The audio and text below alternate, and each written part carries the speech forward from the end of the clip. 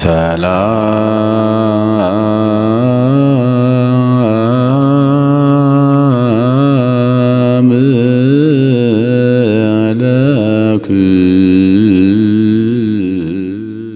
ለሰማይ ከዋክብትን ለምድር እጽዋትን ውበት ያደረገ እግዚአብሔር ለዚህ ታላቅ ቤተክርስቲያን ውበት ያደረጋችሁ የእግዚአብሔር ቤተሰቦች የእናታችን የቅድስት ድንግል ማርያም ልጆች አባቶቻችን፣ እናቶቻችን፣ ወንድሞቻችን፣ እህቶቻችን፣ ሕፃናት በኃያሉ በእግዚአብሔር ስም እንደምን ሰነበታችሁ? እንደምን ከረማችሁ? እንደምን ዋላችሁ? ሳይገባን እንደ ኃጢአታችን ብዛት እንደ ሰውነታችንን ክፋት ሳይመለከት በቸርነቱ በይቅርታው አቅፎ ደግፎን እስከዚህ ዕለትና ሰዓት አድርሶን በዚህ በተቀደሰው ተራራ ለተቀደሰ ዓላማ በቤቱ የሰበሰበን የድንግል ማርያም ልጅ መድኃኔዓለም ከፀሐይ መውጫ እስከ ፀሐይ መግቢያ በፍጥረታት ሁሉ አንደበት ስሙ የተመሰገነ ይሁን። እንደ እግዚአብሔር መልካም ፈቃድ የተለመደውን የቅዱስ ጳውሎስ አንደኛ ቆሮንቶስ መልእክት ነው የምንማማረው። አስቀድሞ የተነገረው ምዕራፍ 12 ነው ዛሬ የምናየው። በቆሮንቶስ የሚኖሩ ማህበረ ምዕመናን በየጊዜው ሊማሩ የሚገባቸውን ነገር በየጊዜው ያለመታከት ጧት ማታ ሐዋርያው ብርሃነ ዓለም ቅዱስ ጳውሎስ አስተምሯቸዋል። አንደኛ የልብ ክርስቲያን እንዳይሆኑ ነው የትምህርት ዋናው ዓላማው።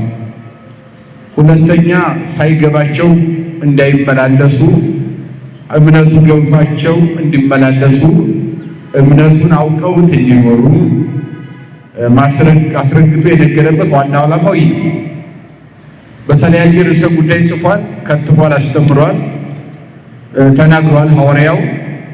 የዛሬው ደግሞ ለየት ባለ ሁኔታ አንደኛ ስለ መንፈስ ቅዱስ እንደገናም የመንፈስ ቅዱስን ስጦታ በዚህ ምድር ላይ ስንኖር የመንፈስ ቅዱስ ልጆች እስከሆን ድረስ ሁሉም የሰው ልጅ ከላይ እስከታች ከፓትርያርክ እስከ ምዕመን ድረስ ደረጃ በደረጃ በ40 በ80 ቀን የተወለዱት ሁሉ ልዩ ጸጋ እንደተሰጣቸው ሁሉም በጸጋው እግዚአብሔር እንደሚያገለግልና በተሰጠው ጸጋ ማገልገል እንጂ መናናቅ እንደማያስፈልግ አስረግጦ ይነግራል።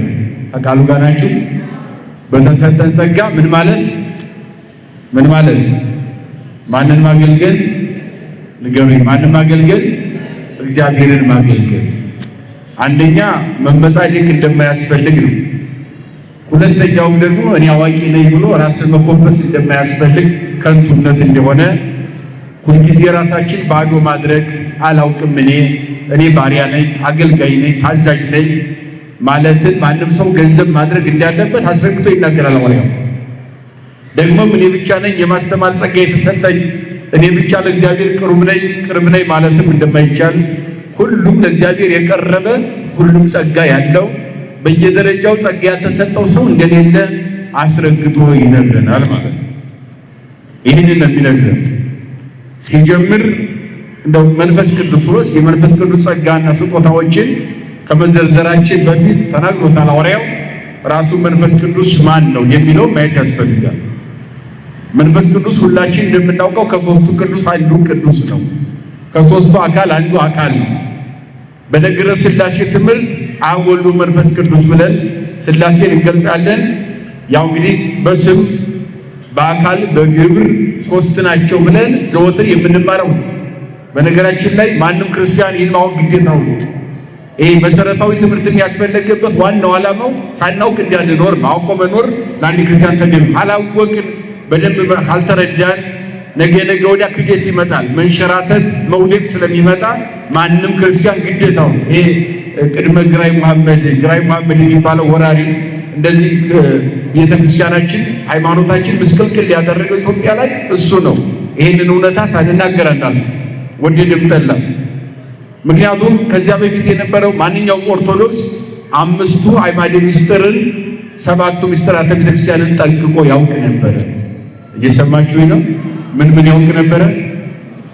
5ቱ ምሰሶዎች የሚባሉ የሃይማኖት ምሰሶ ማንም ሰው ይሄን ማወቅ ግዴታው ስለሆነ ያመነ የተጠመቀም ይድናል ለማለት ሌላም ምስጢር ለማስተማር አምስቱ አዕማደ ምስጢርን ማንም ሰው ማወቅ ግዴታው ነው። ክርስቲያን ይሁን ሰባቱ ምስጢራተ ቤተክርስቲያንን ማወቅ ግዴታው ነው። እንደው ይሄንን ካላወቅ እንዴት ሃይማኖቱን ይዘነው እንኖራለን? አሁን በአብዛኛው ትውልድ እየተነጠቀ ያለው ምንድነው ችግሩ ከተባለ መሰረተ ሃይማኖት የተባሉትን ጠንቅቆ ስለማያውቅ በአብዛኛው የሚጠለፈው መንገድ ላይ የሚወሰደው ማለት ነው። ስለዚህ በሚስጥረ ሥላሴ ትምህርት ላይ የመጀመሪያው አዕማደ ምስጢር የመጀመሪያው ትምህርት ሚስጥረ ሥላሴ ነው። ሥላሴ አንድም ሦስትም ናቸው ብለው ነው አባቶቻችን መጀመሪያ ሲያስተምሩ። ማንኛውም ሕፃን ሥላሴ ስንት ናቸው ሲባል ምን ይላል? ንገሩኝ።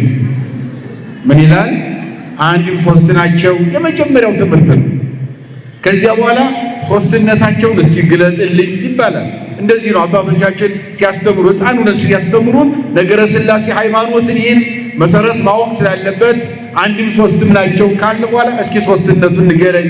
የእግዚአብሔርን ሦስትነት በስም በአካል በግብር ነው።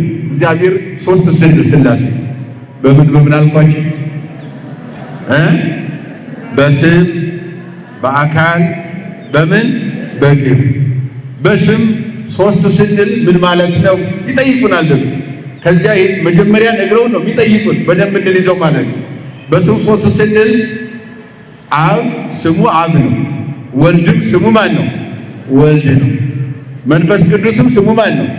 ስለዚህ ሦስቱ ምን አላቸው እያልን ነው? ስም አላቸው። መጀመሪያ አብ፣ ሁለተኛ ሦስተኛ መንፈስ ቅዱስ ተብለው ይጠራሉ። በስም ሦስት ናቸው ስንል ከስም ቀጥሎ አካል ነው። አካል ስንል እንደኛ የገዘፈ የሚጨበጥ የሚዳሰስ አይደለም። በፍጡራን ሕሊና የማይመረመር የማይጨበጥ የማይዳሰስ ረቂቅ አካል ማለታችን ነው። ይህንንም ያዙ። እንደው አካል ሲባል እንደኔ የሚጨበጥ እንዳይመስላችሁ። አካላቸው የረቀቀ ይህ ነው ተብሎ በቦታ የማይወሰን የኛ በቦታ ይወሰናል። የሥላሴ አካል ግን በቦታ ምን አይልም። ዓለማትን ጠቅልሎ በመዳፉ ይዞ የሚገዛ ነው እግዚአብሔር። እሱ የማይወስነው ፍጥረት የለም። ሥላሴ አይወሰኑም። ዓለምን በሙሉ ወስኖ የሚኖር በዓለምም ከዓለም ውጭም እግዚአብሔር ይኖራል። እግዚአብሔር ውጭ ግን የሆነ ዓለም የለም እንደማለት ነው። ስለዚህ አካል ስንል ለአብ ፍጹም ገጽ፣ ፍጹም መልክ፣ ፍጹም አካል አለው። ለወልድም እንደዛው፣ ለመንፈስ ቅዱስም እንደዚያው ሙሉ አካል አለው ማለት ነው። በአካል ሦስት የምንለው በሦስተኛ ደረጃ በምንድን ያልኳቸው? በግብር አይደለም። የግብር ሦስትነታቸው ደግሞ ግብር ማለት ስራ ማለት ነው። ገብረ ሰራ ካለው የግዕዝ ቋንቋ የተወሰደ ግብር ማለት ስራ ሲሆን የአብ ስራው ምንድን ነው? የአባት ስራ ምን ማለት ነው? መውለድ ነው አይደለ? መውለድ። የወልድ ስራው ምንድን ነው? መወለድ። የመንፈስ ቅዱስ ግብሩ ምንድን ነው? ስራው መስረት ብለን ይሄ ነው ግብራቸው ማለት ነው። አወላዲ ነው፣ ወልድ ተወላዲ ነው፣ መንፈስ ቅዱስ ሰራች። ይሄን ብለን ማመን ማለት ነው። ስለዚህ ይሄንን ነገረ ሥላሴ በዚህ መንገድ ከተረጉ ይህንን ያክል በቀላሉ እንደው እንድትረዱት ለማለት ነው። ከዚያ ወደ መንፈስ ቅዱስ ስንሄድ መንፈስ ቅዱስ ከሦስቱ አካል አንዱ አካል ነው። ከሦስቱ ቅዱስ አንዱ ቅዱስ ነው እንላለን። ይሄ ስንል ደግሞ ከአብና ከወልድ ተለይቶ የማያውቅ ሊለይ የማይችል በሦስትነት በስም በአካል በግብር ሦስት ብለን ስንጠራ በመለኮት በአገዛዝ ዓለምን ካለመኖር ወደ መኖር አንጥቶ በመፍጠር ዓለምን በማሳለፍ በስልጣን በአገዛዝ እግዚአብሔር አንድ ነው ብለን እናምናለን። ከቃሉ ጋር ናችሁ? ምን ብለን እናምናለን? እስኪ ለምሳሌ ዓለምን በመፍጠር በምስሉ ዓለምን በማሳለፍ ዓለምን በማስተዳደር በስልጣን በመንግስት እግዚአብሔር ስንት ነው? ስንት ነው? አንድ ነው እንላለን ማለት አንድነቱ ያ ይሄንን ያው ማንኛውም ክርስቲያን ማወቅ ግዴታው ነው። ወደ መንፈስ ቅዱስ ስንመጣ ይሄ ነው መንፈስ ቅዱስ ከሦስቱ አካል አንዱ አካል ነው። ከሦስቱ ቅዱስ አንዱ ቅዱስ ብለን የምንማረው የምናስተምረው እውነታ ነው መንፈስ ቅዱስ ማለት ነው።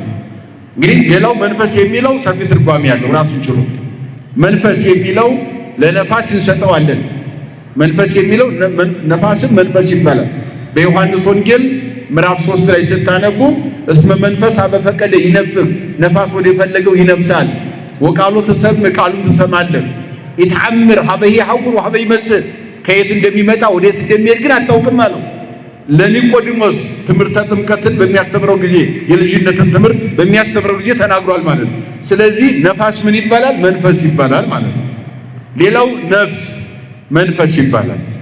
ነፍስ ምን ይባላል? አዎ ነፍሳችንም መንፈስ ይባላል። ሌላው መላእክት መንፈስ ይባላል።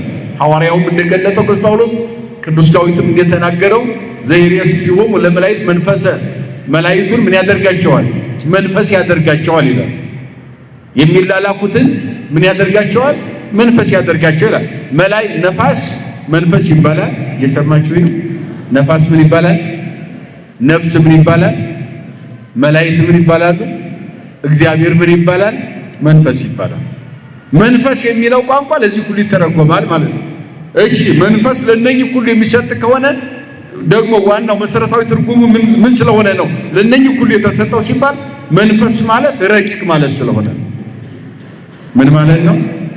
የማይጨበጥ የማይዳሰስ የማይታይ ማለት ነው መንፈስ የሚለው። ለዚህ ነው ለነፋስም የሰጠነው። ነፋስ ድምጡን እንሰማለን፣ ዛፍ ሲወዘውዝ ባህር ሲያናውዝ እናያለን። ነገር ግን ነፋስ ከየት እንደሚወጣ ወዴት እንደሚሄድ የት እንደሚያድር የት እንደሚውል ነፋስን የሚያውቀው ማን ነው? እግዚአብሔር ነው ማለት ነው። ረቂቅ ስለሆነ ግን መንፈስ እንለዋለን ማለት ነው። ለዚህም ነው ነፍስ አሁን ሁላችንም ነፍስ አለን አይደለ? የምንንቀሳቀሰው በምንድን ነው? ስጋችን የሚንቀሳቀሰው በነፍስ ነው አይደለ? ያለ ነፍስ በድን ነው። በቃ መንቀሳቀስ አይችልም፣ እንቅስቃሴ የለውም። አንድ ቦታ ላይ ወድቆ ነው የሚቀረው ማለት ነው። ስለዚህ ነፍስ ረቂቅ ናት፣ አትጨበጥም፣ አትዳሰስም። ነፍስ አሁን የት ነው የምትኖረው ብንባል አናውቅም አይደለ? እንደዚህ ታናግረናለች፣ ስራ ታሰራናለች፣ እንድናስተውል ታደርጋለች፣ እንድናስተምር እንድንማር ታደርጋለች። እያንዳንዱ ነገር ሁሉ ነገር አውቀን እንድንቀሳቀስ አጠቃላይ የአካላችን ሞተር ነፍስ ናት ማለት ነው። ነገር ግን ራስ ነው ያለችው፣ እጅ ላይ ነው ያለችው፣ እግር ላይ ነው ያለችው፣ ጣት ላይ ነው ያለችው፣ አንገት ላይ ነው ያለችው ቢጠየቅ የሰው ልጅ መልስ የለው። ምን ስለሆነች ነገር ረቂቅ ስለሆነች። ስለዚህ ረቂቅ ስለሆነች ምን ተብላ ትጠራለች? መንፈስ ተብላ ትጠራለች፣ ነፍስ ማለት ነው። ስለዚህ መላእክት ረቂቃን ናቸው፣ ደግሞ አይጨበጡም፣ አይዳሰሱም። እንደው መላእክትን አየናቸው፣ መላእክትን አየሁት ይላል መጽሐፍ ቅዱስ ማለት ነው። መላእክትንም ስለ እግዚአብሔርንም አየሁት ይላል መጽሐፍ ቅዱስ። ነቢያቱ ይላሉ። እንዴት ያሉ ከተባለ በራእይ ነው የሚያዩዋቸው፣ ከቃሉ ጋር ናቸው። ኢሳይያስ እግዚአብሔርን አየሁት በረጅም ዙፋን ላይ ተቀምጦ ኪሩቤልና ሱራፌል በአደባባይ ቆመው እያመሰገኑት ሲል ምዕራፍ 6 ላይ ሕዝቅኤልንም ምዕራፍ 1 ቁጥር 3 ላይ እግዚአብሔር ኪሩቤል መንበሩን ተሸክመው አየሁት ይላል። እንዴት አዩ ስንል በንጉሥ አምሳል ተቀምጦ በራእይ ተገለጠ ማለት እንጂ ፍጡር እግዚአብሔርን አላየው። በባህሪ መለኮቱ አይታይም፣ አይጨበጥም፣ አይዳሰስም። ምን ስለሆነ ረቂቅ ስለሆነ ምን ይባላል? እግዚአብሔር መንፈስ ይባላል ማለት ነው። መላእክትም እንደዚያው አይጨበጡም፣ አይዳሰሱም፣ አይታዩም። ግን በራእይ ደግሞ ለነቢያት ይገለጣሉ። አየን ሲሉ በራእይ ያዩ ማለት ነው እንጂ በአካል ቀጥታ እንደ ሰው ቆመው አይታዩም። ምክንያቱም የእግዚአብሔር ብቻ አይደለም የመላእክትም ረቂቅ ስለሆነ አካላቸው ማለት ነው። ስለዚህ ምን ይባላሉ? ረቂቅ ስለሆኑ መንፈስ ይባላሉ ማለት ነው። በአጠቃላይ መንፈስ የሚለው ይህን ሁሉ ትርጓሜ የሚሰጥ ሲሆን ከሰዓታችን ጋር ለመሄድ ከዚህ በኋላ ወደ አጠራ አድርገን ወደ ትምህርቱ እንሄዳለን። ይሄ ምዕራፍ በአጠቃላይ ስለ መንፈስ ቅዱስና ስለ መንፈስ ስጦታ ወይም የመንፈስ ቅዱስን ሀብት ተንትኖ የሚናገር ስለሆነ ማለት ነው። ሐዋርያው እንዲህ ይላል ምዕራፍ 12ን ስታነቡ ወንድሞቻችን ሆይ ስለ መንፈስ ቅዱስ ስጦታም ታውቁ ዘንድ እንጂ አላዋቂዎች ልትሆኑ አንወድም አለ። ስለ መንፈስ ቅዱስ ስጦታ ታውቁ ዘንድ እንጂ አላዋቂዎች እንድትሆኑ ምን አንልም አንወድም አለ። የምናስተምራችሁ ይሄ ነው አለ። መንፈስ ቅዱስ ማን ነው አልን? አወቅ። የመንፈስ ቅዱስ ስጦታ ምንድነው የሚለውን ማወቅ መረዳት ያስፈልጋል። የመንፈስ ቅዱስ ስጦታ ለሰው ልጆች እንዴት እንደተሰጠ፣ ለእነማን ተሰጠ፣ ደረጃ በደረጃ እያንዳንዱ የተሰጠውን ጸጋ ተጠቅሞበታል ወይ፣ ስጦታዬ የኔ ምንድነው ብለን መረዳት የምንችለው የመንፈስ ቅዱስን ስጦታ ስናውቅ ስንረዳ ነው። እንዲታውቁ እንወዳለን ይላል። ወንድሞቻችን ሆይ ብሎ ነው ሐዋርያው። ባለፈው ነግሬያቸዋለሁ። መጽሐፍ ቅዱስ በአብዛኛው ቅዱስ ጳውሎስ ወንድሞቻችን ሆይ ሲል ክርስቲያኖች ሆይ፣ ምእመናን ሆይ፣ ያመናችሁ ሆይ ማለት ነው።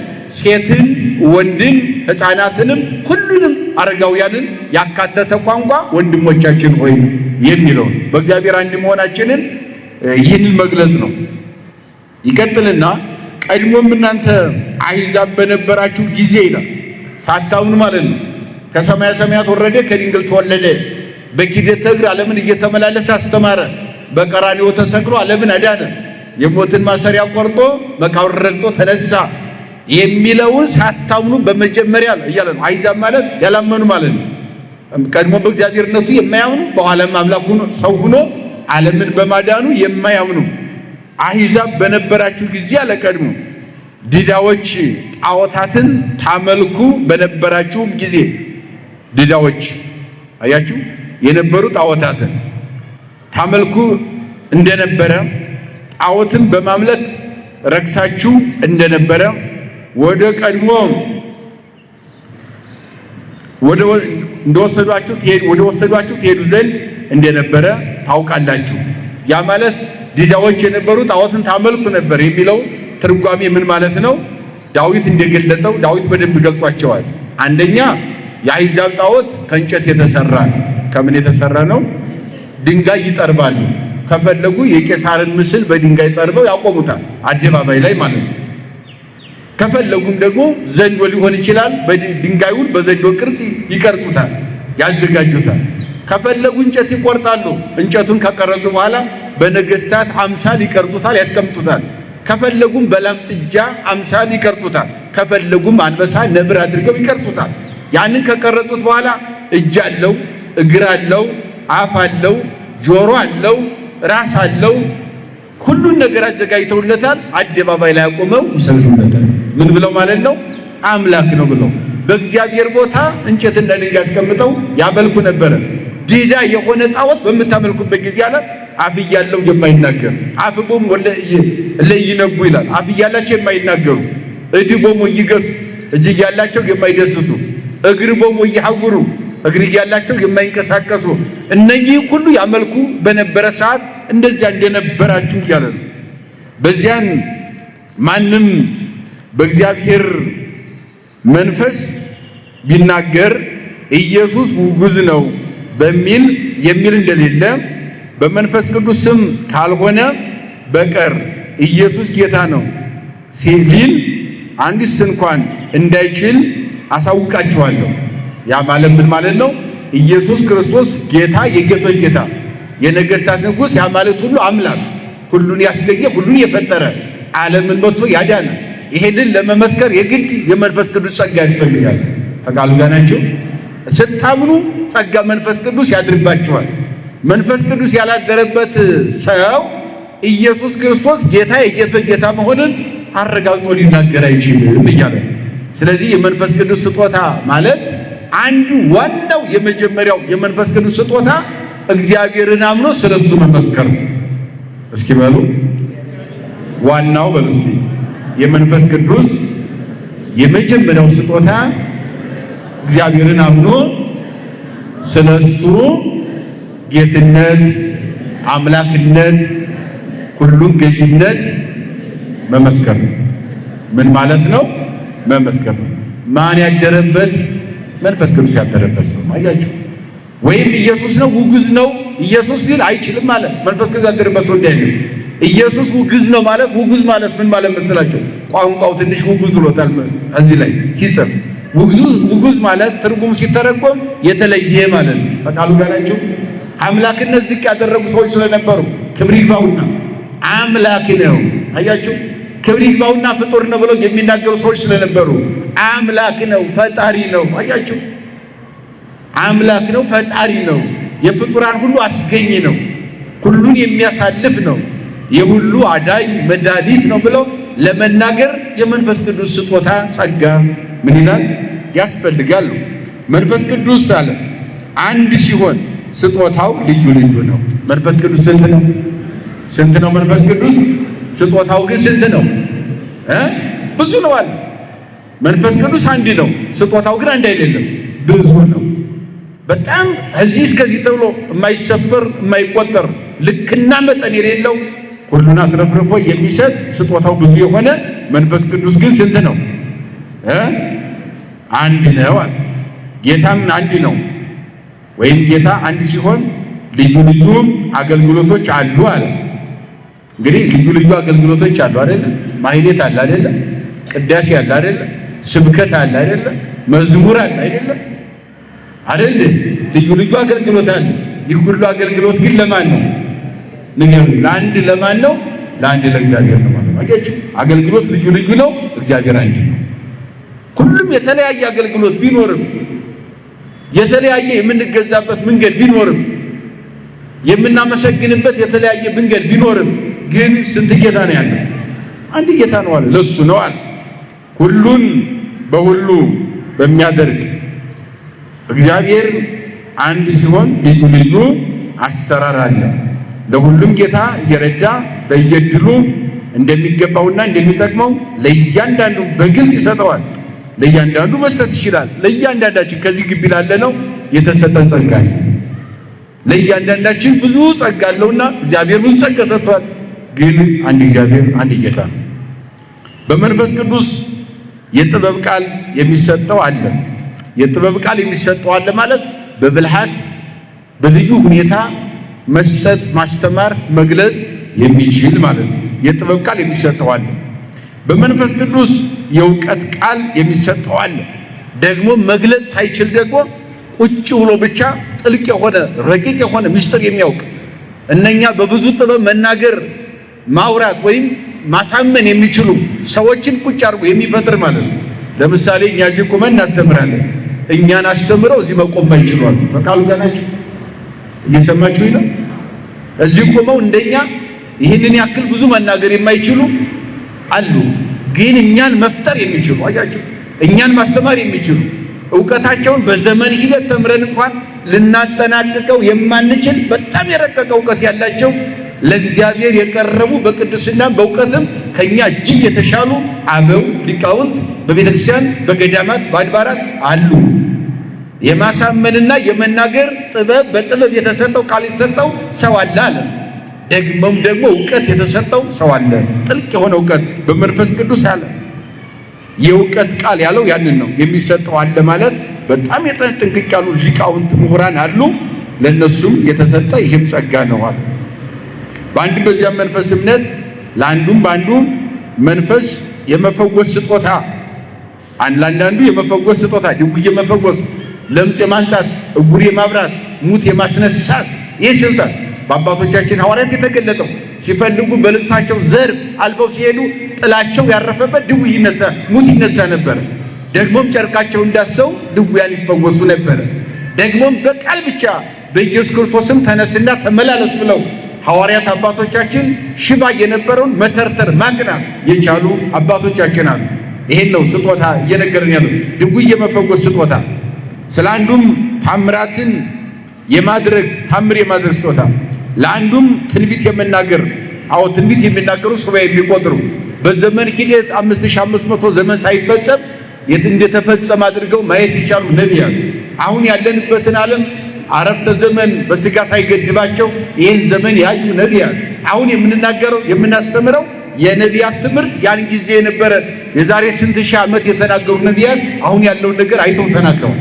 ወደፊት ገና የሰማይና ምድር አልፎ ሌላ ሰማይና ምድር እንደሚመጣ ያንንም አይተው የተናገሩ ትንቢት የመናገር ስጦታ፣ ለአንዱም መናፍስትን መለየት ያዋጋንንትን ማውጣት ማለት፣ ለአንዱም በልዩ አይነት ልሳን በልዩ ልዩ አይነት ልሳን የመናገር ያ ማለት 72 ቋንቋ ለጊዜው ተገለጠ፣ በኋላ ግን ዓለምን በቋንቋው የማስተማር ጸጋ መንፈስ ቅዱስ ይሄ ነው። አሁን ያለንበት እንደውም መዋዕለ ጴንጠቆስጤ ወይም ርደት ዘመነ መንፈስ ቅዱስ ይባላል። አሁን ያለንበት 72 ቋንቋ ለጊዜው ተገለጠ እንላለን። ያው ይሄ እንደው እዚያው ቀራኒው አካባቢ ከተለያየ ሀገር ከተለያየ አካባቢ ከሙታን ተለይቶ ኢየሱስ ክርስቶስ ተነስቷል። በ40 ቀኑ ያርጋል፣ በ10ኛው ቀን ጸጋ መንፈስ ቅዱስ በ50ኛው ቀን ይወርዳል የሚል አስቀድሞ እየተነገረ ራሱም እያስተማረ ስለነበረ ሲያርግ ጌታን ማየት አለብን፣ እንዲሁም ጸጋ መንፈስ ቅዱስ ሲወርድ ማየት አለብን ብለው ከአራቱ ማዕዘነ ዓለም በኢየሩሳሌም አካባቢ ተሰብስቦ የነበረ 72 አይነት ቋንቋ 71 ቋንቋ የሚችል ሕዝብ ነበረ ይላል። ስንት አይነት ቋንቋ? 71 ቋንቋ። 72ኛው የራሳቸው ቋንቋ ነው ሐዋርያት ካለ ተለያየ ዓለም። ዛሬ አሁን እኛ ኢየሩሳሌም ለጉብኝት እንሄዳለን፣ ለበረከትም እንሄዳለን። በጥምቀት በልደት በትንሣኤ በጰራቅሊጦስ በደብረ ዘይት ጊዜ ጉዞ እንደምናደርግ ጌታችን ያደረገውን ታምራት ቦታውን ለማየት ለመባረክም ጉዞ እንደምናደርግ ያን ጊዜም በአካል ያርጋል ተብሎ እየተነገረ ስለነበረ ዓለም ሁሉ እዚያው ከትሞ ነበር። ግን እዚያ የከተመው ሕዝብ 71 ቋንቋ ይችል ነበር። ጸጋ መንፈስ ቅዱስ በሐዋርያት ላይ ባደረ ጊዜ ከነበሩበት ከዚያ ከአዳራሽ ወጥተው በሚያስተምሩበት ጊዜ 71 ቋንቋ የሚችለውን በየራሱ ቋንቋ አስተምረውታል። የነሱ ሂብሩ ዕብራይስጥ ነው ቋንቋቸው። 71 ቋንቋውን ህዝቡን ገብተው በየራሱ ቋንቋ ስላስተማሩ 72 ቋንቋ ተገለጠ እንላለን። ያ ማለት ግን ሌላ ቋንቋ አልተገለጠም ማለት አይደለም። ሊቃውንት ምን አሉ? አይ ይሄማ የመንፈስ ቅዱስን ጸጋ በ72 ቋንቋ መገደብ ነው፣ መገደብ ይሆናል። ወተናገሩ በነገረ ሁሉ በሐውርት ሊቃውንት አባቶቻችን በእያንዳንዱ ቋንቋ በየሀገሩ ተናገሩ ብለው አቅንተው አስቀምጠውታል ማለት ነው። ስለዚህ የተገደበ ቋንቋ የለም። ለጊዜው ግን ኢየሩሳሌም ያገኙት 71 ቋንቋ ስለነበረ በ71 ስላስተማሩ የነሱን ቁጥር 72 አለ። ስንት አለ? 72 ቋንቋ። ስለዚህ በተለያየ ልሳን መናገር ማለት በቋንቋ መናገር ማለት ነው። ለአንዱም ለእያንዳንዱ የተነገረውን መተርጎም ይሰጠዋል። ለአንዳንዱ ደግሞ ትርጓሜ መስጠት መተርጎም የረቀቀውን ትርጓሜ አመስጥሮ የማብራራት የመተንተን የራቀውን አቅርቦ የተበተነውን ሰብስቦ የመተርጎም ከቋንቋ ቋንቋ ተርጉሞ የማስተማር ጸጋ ለአንዳንዱ ደግሞ ይሰጣል። በዚህም ሁሉ አለ ያው አንዱ መንፈስ ቅዱስ ሁሉን ይረዳል። ስንቱ መንፈስ ቅዱስ? ስንቱ መንፈስ ቅዱስ ሁሉን ምን ይላል? ይረዳል። በሱ እርዳታ ይህን ሁሉ እውቀት እንደምናውቅ ለእያንዳንዳችን የየራሳችን ጸጋ እንደተሰጠን ነው የሚነግረን። ለሁሉም እንደወደደ ያድላቸዋል። ምን እንዳለ? እንደወደደ እሱ በፈቀደ ማለት ነው። አካል አንድ እንደሆነ ብዙ በአካል ክፍሎችም እንዳሉት። አካል ስንት ነው? ስንት ነው? አካል አንድ ነው። በአካል ውስጥ ግን ስንት ክፍሎች አሉ? ብዙ ክፍሎች አሉ አይደል? ለምሳሌ እኔ አንድ አካል አለኝ። ሁላችንም አንድ አካል አለን አይደል? በአካላችን ውስጥ ደግሞ ስንት አካላት አሉ? የተለያዩ ክፍሎች አሉ። አካላት ራስ አለ አይደል? አፍንጫ አለ፣ አይን አለ፣ አፍ አለ፣ ጆሮ አለ፣ እጅ አለ፣ እግር አለ አይደል? አይደል? እነዚህ ሁሉ በስንት አካል ላይ ነው ያሉት? በአንድ አካል ላይ ያሉት።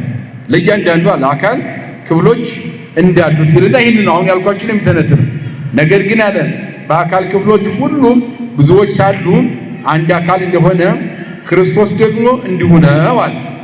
አያችሁ፣ እኛ አንድ አካል ኑሮን በውስጡ ብዙ ክፍላት እንዳሉ እነኛ ክፍላት ደግሞ ከሱ ያልተለዩ ስራቸውን ለእያንዳንዳቸው ድርሻቸውን የሚወጡ ግን ከዚያ ከአንዱ አካል ሊለዩ የማይችሉ እንደሆነ የተለያየ እውቀት የተለያየ ጸጋ ያለን በስሙ የተጠመቅ ሁላችንም የተለያየ ጸጋ አገልግሎት ቢኖረንም ግን የማን አካል ነን? የኢየሱስ ክርስቶስ አካል ነን ማለት ነው። በሱ ውስጥ ያለን ብልቶች ነን። ፓትርያርክ አለ፣ ጳጳስ አለ፣ ኤጲስቆጶስ አለ፣ ቆሞስ አለ፣ መነኮስ አለ፣ ካህን አለ፣ ዲያቆን አለ። አያችሁ፣ ደረጃ በደረጃ አለ። ያም ምእመናን አሉ። ይሄ ሁሉ ምእመናኑም ካህናቱም በየደራቸው የየራሳቸው አገልግሎት ክፍል አላቸው። በተለያየ ክፍል በተለያየ ስልጣን ደረጃ እርከን ቢኖሩም ሁሉም ደግሞ ሲጠቃለሉ የማን አካል ናቸው? የኢየሱስ ክርስቶስ አካል ናቸው ማለት ነው። እኛ ሁላችን አሉ በአንድ አካል መንፈስ አንድ አካል ለመሆን ተጠምቀናል አለ። ያው ከሱ መገኘታችን ነው። በሱ ተጠምቀን የሱ አካል መሆናችን ነው። በጥምቀት ከሱ ጋር መዋሃዳችን መግለጽ ነው። አይሁድ ብንሆንም አረማውያን ብንሆንም ባሪያዎች ብንሆንም ነፃዎች ብንሆንም ሁላችንም አንድ መንፈስን ጠጥተናልና ያው አንድ መንፈስ ጠጥተናልና ስጋው ደሙን ለመግለጽ ነው ብለው ሊቃውንት በአንድ ተጠምቀናልና ማለት በ40 በ80 ቀን የክርስቶስ አካል ይሆናል። ማንኛውም ክርስቲያን ምን ይሆናል? የክርስቶስ አካል የምንሆነው መቼ ነው? ንገሩኝ እስኪ። በ40 በ80 ቀን ተጠምቀን በቅዱስ ቅባት ወይም በሜሮን ታትመን ስጋው ደሙን እንቀበላለን አይደል? ወንድ በ40 ሴት በ80 ቀን ይህን ያደርጋሉ። በቃ ያን ጊዜ የማን አካል ሆነናል ማለት ነው? የክርስቶስ አካል ነን ማለት ነው። ከዚህ አካል ማንም ሊለየን አይችልም ማንም። ስለዚህ አካላችን እሱ ነው። እኛ ደግሞ ትንንሽ አካላት ነን፣ ክፍሎች ነን ማለት ነው። እነኚህ ሁሉ አካላት እጅ፣ እግር፣ ራስ እነኚህ ሁሉ በአንድ አካል ላይ እንዳሉ እኛም ሁላችንም ደግሞ በአንድ አካል በማን እንኖራለን ማለት ነው? በክርስቶስ እንኖራለን ማለት ነው። ሁላችንም ክፍሉ ብዙ ነው አለ እንጂ አንድ አይደለም። እግርም እኔ እጅ አይደለሁምና የአካል ክፍል አይደለሁም ብትል ይሆናል በማለቷ የአካል ክፍል መሆን ይቀራል ይላል። አይቻልም። ለምሳሌ እጅ አይ እኔ አይደለሁም የእግር አካል አይደለሁም ማለት ትችላለች እንዴ? አትችልም። ራስስ አይ እኔ የእጅ አካል ነኝ ማለት አይደለሁም ማለት ይችላል? አይችልም ማለት። አፍንጫም እንደዚያው ማለት አይችልም ማለት። አንዱ በአንዱ ላይ ሆኖ ስራውን ይሰራል። አንዱ ከአንዱ ተለይቶ ግን ስራውን ምን ማለት አይችልም።